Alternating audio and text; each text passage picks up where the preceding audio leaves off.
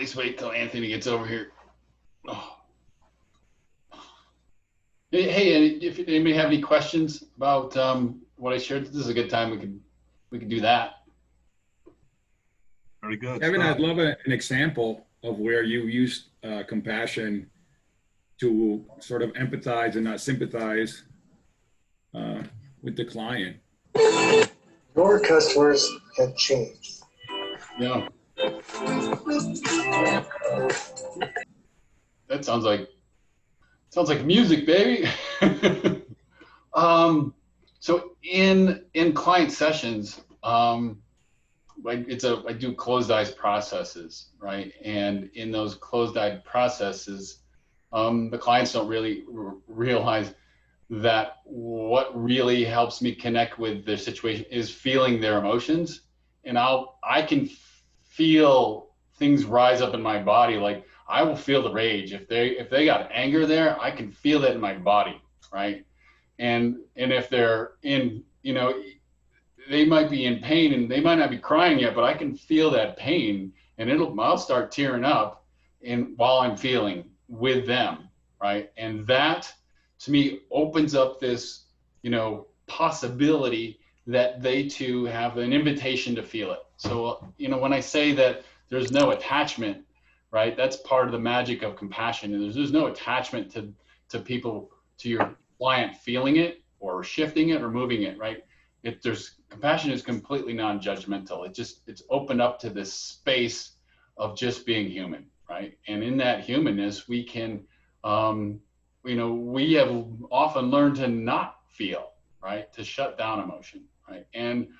But the invitation there, as I'm feeling with them, causes an energetic shift to happen, right? And the emotions will start flowing through. And to me, it's the biggest gift of my practice with people is learning this emotional intelligence of allowing emotion to flow, right? And when that emotion flows, the traumatic event that was involved with it will show up, right? And we can work through that traumatic event that happened when you were 8 or 12 or 16 or 25 or whatever, and resolve it. Find out, hey, this is what I took on at the time. And in an emotional release of it, I'm like, oh, I don't really have to hold on to that anymore. Right? There's Mark Twain says, forgiveness is the scent that the violet leaves on the heel that crushed it, right? So in forgiveness, there's this aspect of gratitude for the experience, right? That the lilac would leave a beautiful scent on the heel that crushed it, right? That we would be grateful for the experience we had as a child with our big sister or our dad or, one of our friends, because we have an awareness now as we look back at it of that this was a gift that created who I am today. Without that experience, right, I wouldn't have gained that experience as a human being, and it wouldn't have evolved into who I am today. Is that helpful, Freddie? Yeah, that helps. Thank you. Okay. That gives a perspective on how you even start having compassion, Yeah. So for me, doing it in a client session was, natural and easy. What wasn't natural and easy was recognizing that as I'm meeting people, that I have an opportunity to continuously be compassionate, right? I put on my hat for the day to go be Kevin, right? And then I have a different hat I put on when I'm, being a practitioner and working with people. And I'm like, wow, if I'm really going to show up powerfully, I'm wearing that hat all the time, right? And I'm not actively seeking clients, but I'm actively meeting people where they're at. I'm actively being compassionate with them. And that opens a door for possibility of working with them because they feel the connection of your presence, right? That you care about them. And that's, Christopher talks about it all the time. We're here to like, know, and trust each other and develop clients from that space. Want to add anything, Christopher? You're so good at elegantly speaking about that. I've just been truly enjoying you this morning, Kevin. you know, sometimes you've got gold right in your presence, and that's the sensation I'm having listening to you this morning. No, I don't know that I can add anything of benefit. I think it's a great time for us to go into our breakout sessions. I know you've got an assignment. I'm Chris Holgate, and I've been pretty quiet since we've gone into our pandemic Zoom world, and you know, having Anthony Pritchard, who is our speaker chairman, and Kevin Lockwood, who you know is our current vice president and speaker, and Rochelle Kemper, having them essentially run our meetings, and they just seem to get better and better every meeting now. So looking forward to getting back together, and you know, we are basically waiting to see what happens with Mile High Church and their campus, because we will resume our on-campus meetings when Mile High resumes their services on their campus, and that all stems from obviously the in-motion pandemic and executive orders from our governor Polis. So that's the only update I have for you. And with that, Kevin, you know, I know you again have a breakout topic. So Yeah, I do. What I'm gonna do? Oh, let me open the chat, make sure that I am not missing any messages. Okay, perfect. And so I wanted to start with a little exercise that would give each of us an experience of what it feels like to be compassionate with ourselves. So I'm gonna just invite you to close your eyes and take a deep breath in. Let it go. This time, take a deep breath in, up through your root chakra into your heart. Let it flow out your crown. Breathing in through the crown of your head into the heart, and letting it flow back out through your root chakra. And then just bring to your awareness a challenge you may be facing right now. It may be emotionally difficult. And I want you to put out your left hand. Hold out your left hand and just imagine the energy of that challenge. What's it look like? What color is it? What shape does it have? What's the texture? Does it have a temperature? Notice any sounds it makes.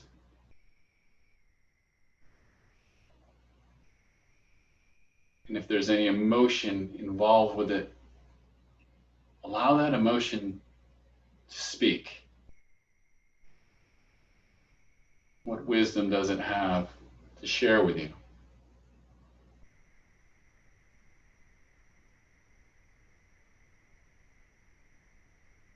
And then you can just rest your left hand.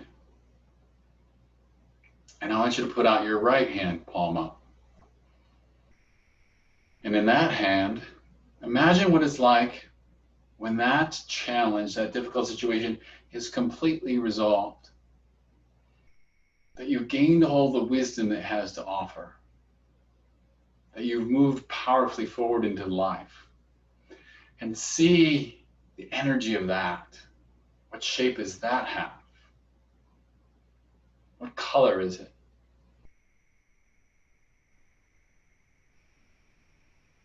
What texture does it have? What temperature is it? What emotions are there? And what wisdom do they have to offer you? What words do they speak?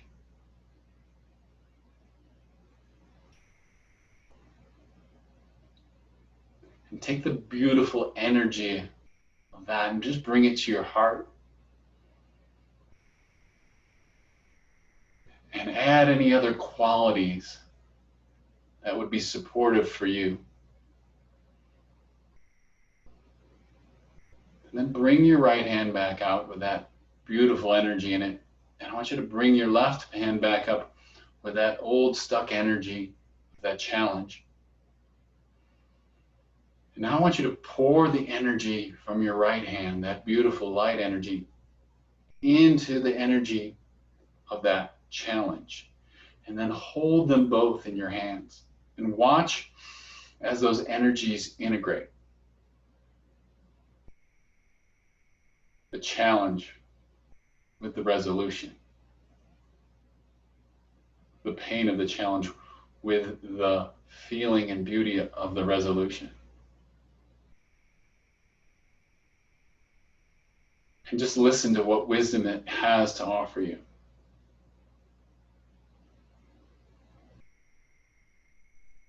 Beautiful. Now just take that energy, both hands, and put it back into your heart.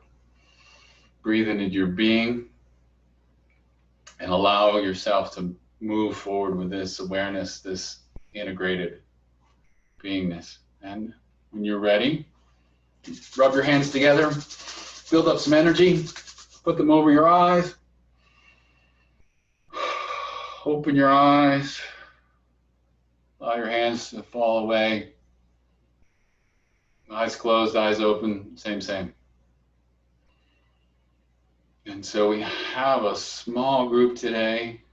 I'm almost wanting to not break out and just have a discussion. Does anyone have anything to share about that experience we just went through? Freddie? Yeah, I would. Yeah, go ahead, Bill. Yeah, I like that. I appreciate it. I took some notes. In the middle of that, I opened my eyes and wrote left and right, and I kind of took some notes and put down, I have a work challenge I'm trying to do, and so I'm calm about it right now, but I still have some learning to do. So I put down what it would be like if I got success, and I had, my left was blue color and right was red, and then smooth, hot, exciting, propelling. And when you put that together, it gives you, you kind of demonstrated to me something I learned called, well, I got a book here about it. It's creating a vision for what you want to do. And when you have a vision and a goal, and you envision a rubber band between your hands, and if you have a vision and you can hold in your mind reality and the goal at the same time, what happens is it brings, like a rubber band, it brings it together. But it's kind of like what you said. I didn't realize that's pretty cool, but it's I'll get the reference for you. It's out of the Fifth Discipline, Peter Senge. I'm into knowledge management and stuff and other forms of spirituality, but I won't get into that. But very good, very good. I liked it. It was fun. It's good. Yeah, thanks for bringing that up. It's one of the things I began to realize when I recognize a deeper meaning of compassion is that it shows up in a lot of different practices, right? And, we just don't label it as compassion. It's this capacity to recognize the beautiful thing, the beauty that contrast offers, right? We really wouldn't know hot without cold, right? We really don't know how amazing joy and peace and harmony is without the contrast of pain and challenge, right? So this contrast is actually a gift of our human experience, right? Because we can't know one without the other. Don't know short without tall. Well, the other thing is, when you talk about spirituality and connection with the customer one-on-one and understanding, and I don't know where you said something about spirituality or having a physical experience or something. Yeah. We're all spiritual beings, and we're having a physical experience in this world. Yeah. So before you came here, you were a spirit, and you're still spirit. You're mostly spirit, and I'll maybe we can connect somehow afterwards. But if you think about the human body, our hands and our bodies are mostly made of atoms. Ultimately the building blocks of tissue and everything are atoms. Energy. There's so much space inside of an atom, just like the distance between the sun and the earth, right? Right. There's almost nothing but space. So in reality, most of us is made of spirit. So we just got to figure out how to understand the spirit part of ourselves. Yeah. I'll stop talking. I like to say, these bodies are our experiential vehicles, it's actually, if you will, it's the universe. It's God's experiential vehicle to experience a contrast of itself, right? God itself gets to experience life through us and as us, right? So, I mean, in that aspect, God itself is incomplete without each and every one of us. Yeah, and actually, I have my own theology and other things I can explain later. But yeah, I mean, God can. Well, I don't need to go into specifics, but basically, most theologies feel that God can be anywhere, but there's some more logic if someone wants to talk to me about it later. But that's cool. Yeah, no, that's good. And I like your focus on business with spirituality, because I think that's a big missing piece in business today, is if they don't have that, but when you add the heart to, just talking about the heart, you add the heart to it, that's key to everything right there. That's it's like there's a whole other brain here. There's 40,000 neurites here. And yeah, thanks, Bill. Let's go to Freddie. Freddie, did you have something you want to share? Well, first of all, Bill, well said. You should have your own presentation. It's a lot of knowledge there. I did have a challenge that I'm dealing with personally, but it's more of a trying to get something approved, a loan approved, and with us it's self-employed, so some of the rules have changed. So no kidding. I'm doing that, and when I had it on my left hand, I have more like, speaking of atoms, like just something unstable, almost like you see like a sparkler, right? So it had like different hues, and it was red. It wasn't ever hot. It was warm. But what I like to do is sit with it more to listen to it, because I didn't really want to. I didn't feel like I had time to listen to it, deeply and see what it was saying. It was unstable and it was just in there, but it was contained, is what I felt. It wasn't like getting bigger and bigger. And then when I pictured my left hand, my right hand, it was more of an ocean. So it was relaxing. It was blue. It was cool. It was kind of like getting it resolved. So it was a neat experience for me. And then when I got them together, I saw the sparkler like, burn out, but still all this energy was still there with the ocean. Yeah. So it's pretty neat for me. Awesome. But I want to practice it more and listen, just sit there and listen, to do it for like, 10, 15 minutes more. Yeah. So it was good. Thanks, buddy.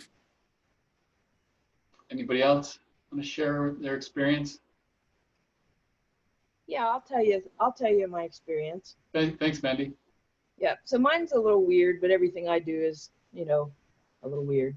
Somehow, me. somehow in my left hand, I got a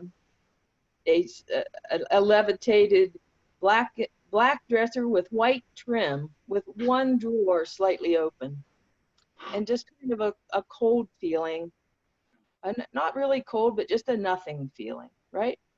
But then in my right hand, I put all of the resources, all of the things that come up for me in my everyday miracles, and I just let that be. And then when you said pour the right hand into the left hand, it the dresser went away. My hands were warm for a minute and then clear, and I thought that was kind of cool.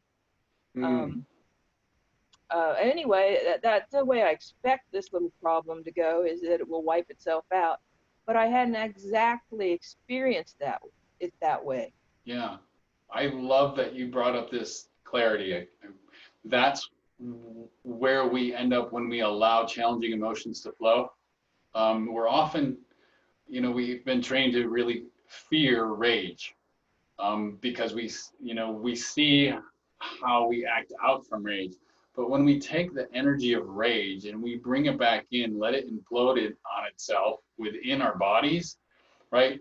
It burns through, right? And it leaves us in a space of clarity. And the same thing can happen when, we move from just feeling sadness to really feeling grief and allow ourselves to fall into a puddle and let grief have its way with us. When that energy flows through and is done, we are left in a space of real clarity. And from there, we can connect with, the infinite mind that and the infinite awareness that's flowing and connected through our hearts. So, and I interrupted you, Mindy. Did you want to say anything else? No, I didn't really, but then you just made me think I may need to repeat that exercise several times regarding that particular challenge. Yeah. As I doubt myself, as I doubt whether it's a big undertaking. It's a huge deal. It's a life-changing thing. So Yeah. if I can just keep every time it comes up every time I kind of question myself, if I just let that happen with the left hand and the right hand, I'll be heading in the right direction.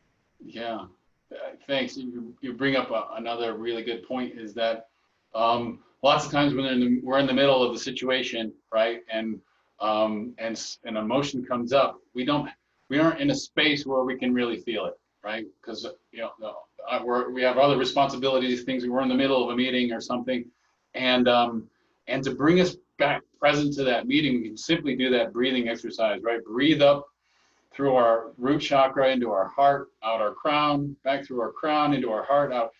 And just that quick breathing exercise can bring you present to that meeting, right? And then you think, okay, there's some emotional stuff there. I'm going to sit with that later and do a compassionate exercise with it. Yep, all good. Thanks, Mandy. Thanks for bringing up other things I didn't have time to talk about today. Anyone else want to share about the experience? Yeah, go ahead, Tom. I just had a question. Is there a reason for using the left hand and the right hand in that manner? Is it closer to the heart, or is it random? That's a good question, Freddie. I haven't been. I don't know. I'll put that one out into the vast space of unknown that I don't have awareness of. You could reverse hands and see how that works. Let me know. In other work that I have done, I have been told, and I don't have a judgment whether it's right or wrong, but that you receive from your left and you offer from your right energetically. Yeah. But I have worked with a lot of Hebrew speakers. That's their first language, which of course goes right to left instead of left to right. And I've asked them questions about processes, and for them in their minds, the processes move right to left, right? Where in cultures where we read left to right, processes move that way. We see a timeline from left to right in American culture, right, in English, but Israelis will see timelines from right to left.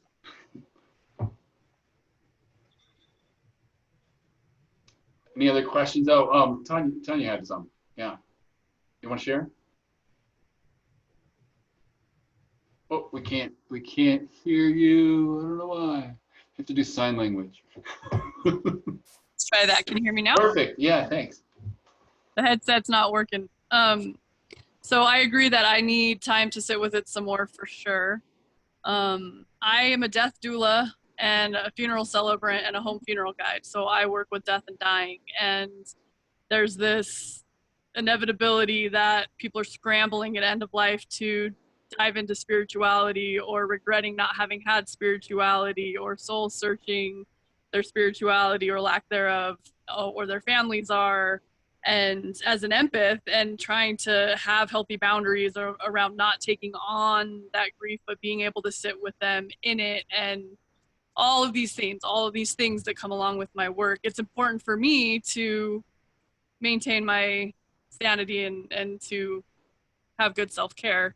One of the things that happens in hospice is that if a dying person is depressed, a doctor may try to prescribe antidepressants, which take at least 6 weeks to kick in, and the person may only have 2 or 3 to live. And it's like, number one, that's not actually the issue. Of they're sad because they're dying. We don't need to medicate that. And two, the medication Thank you. have time to be effective anyways. with the practice, so we're buying a home, and I had a lot of stuff around. It's a new home, and a lot of fear around something falling through with my job at the hospital I work at as my day job, not feeling like I deserve the new home. Are we going to be able to afford it if things change? It's like all this talk.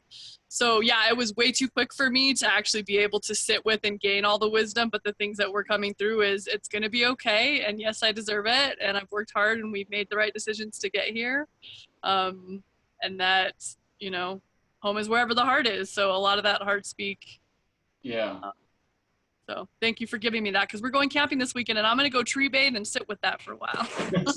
Yeah, and thanks for bringing it up. Yeah, I did run us through that exercise pretty quick.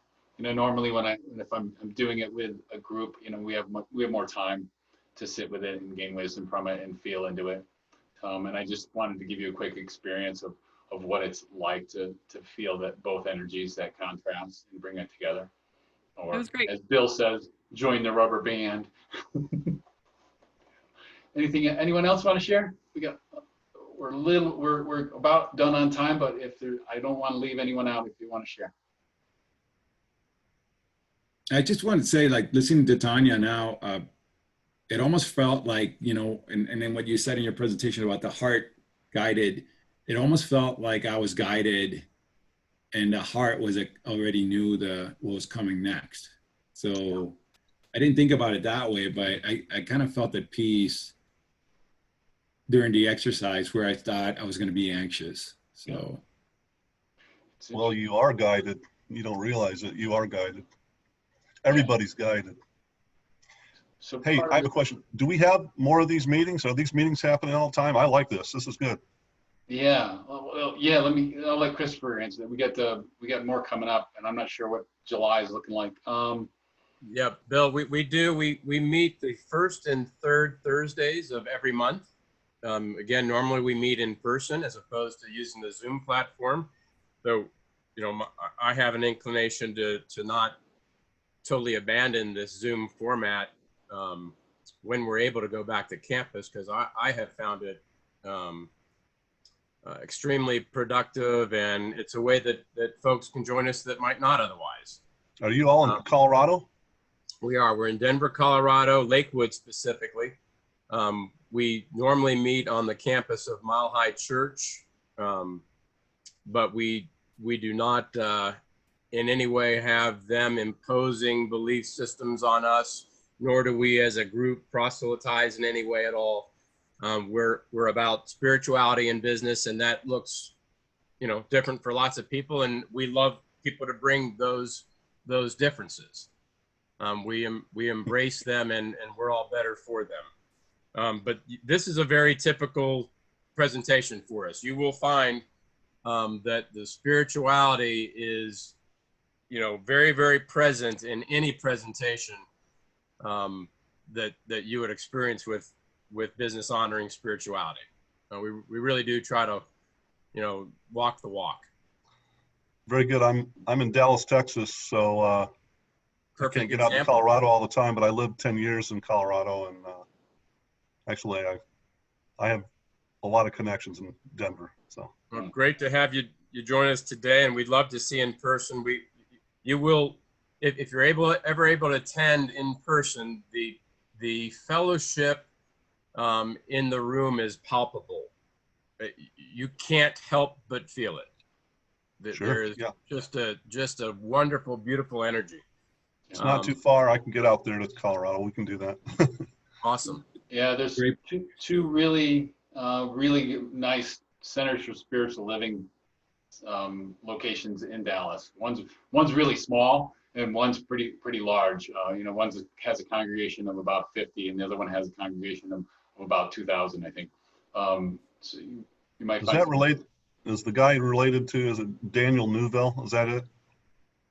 Oh. Do you know his name? No, I don't know. No. Okay. I'll look it up. Okay. Yeah. And, so Anthony, we have our next meeting, the third Thursday in July. I'm sorry, on July 30th, was it? We have Joanna Shakti? Yeah.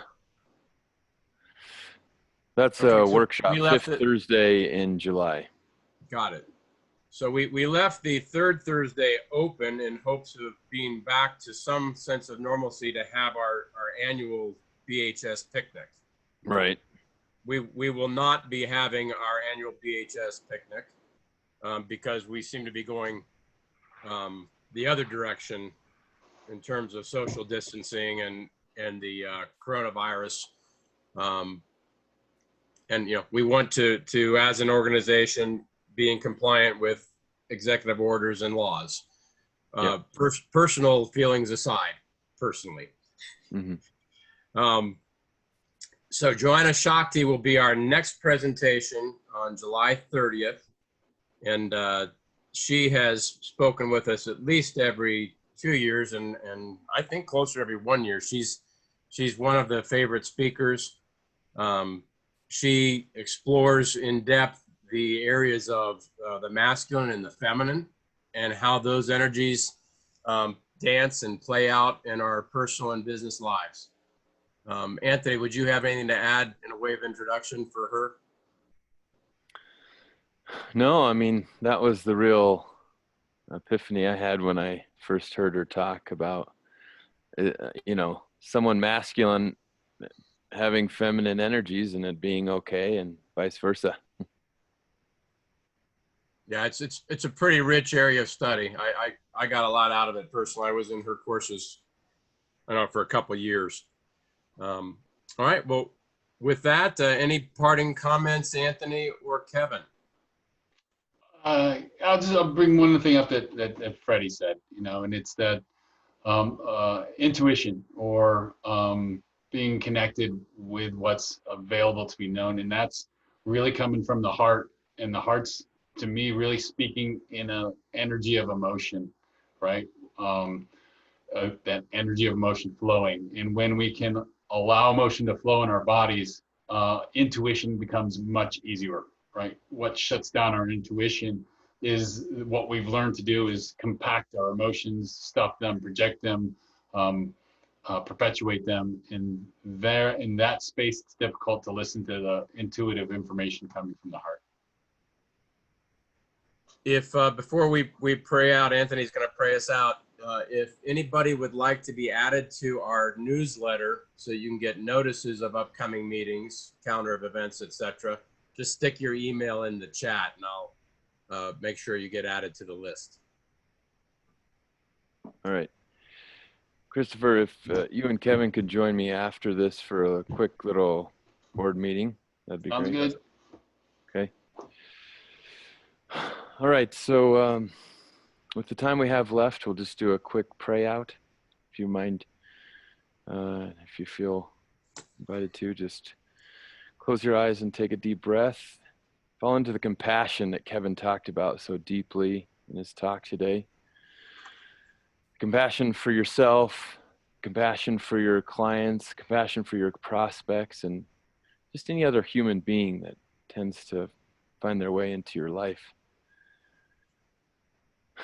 Because pouring out your expression from the heart is always going to resonate with the truth,